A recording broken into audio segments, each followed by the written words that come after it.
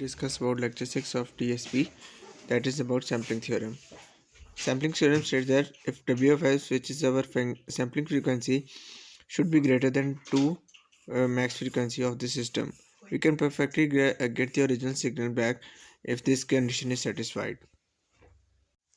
This graph is same as we have studied in previous lecture, that at 0 or 2 pi we will get 1, at pi we will get -1, at pi by 2 we will get j, and at 3 pi by 2 we will get minus j.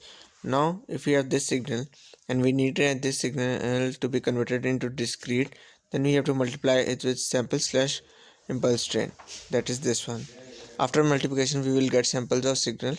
If these are quantized, then we will get digital signal. Sampling theorem states that if W of S, which is sampling frequency, is greater than double of maximum frequency, then the samples, that is z of t equals to x of t into p of t, that is shown in this figure like this, can be converted back into x of t.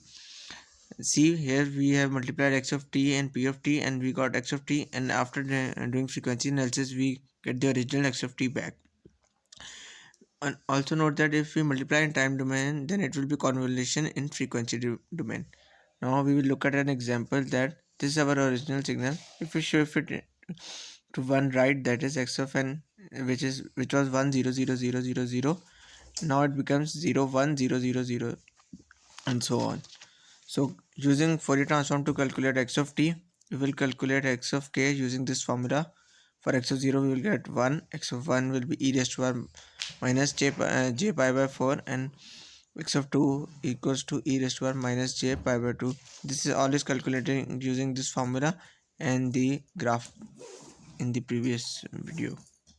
Like the previous one, calculating values for all x of 3, x of 4, x of 5, x of 6 and x of 7, we get this signal back, that is 1 e raised to power minus j pi by 4, e raised to power minus j pi by 2, e raised to power minus j 3 pi by 4, e raised to power minus j pi, and so on.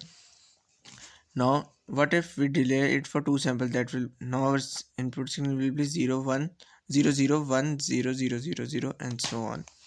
Now calculating x of k using Fourier transform with the same formula as the previous one, we will get these values: 1 e raised to power minus j pi by 2, e raised to power minus j pi, e raised to power minus j 3 pi by 2, and these one.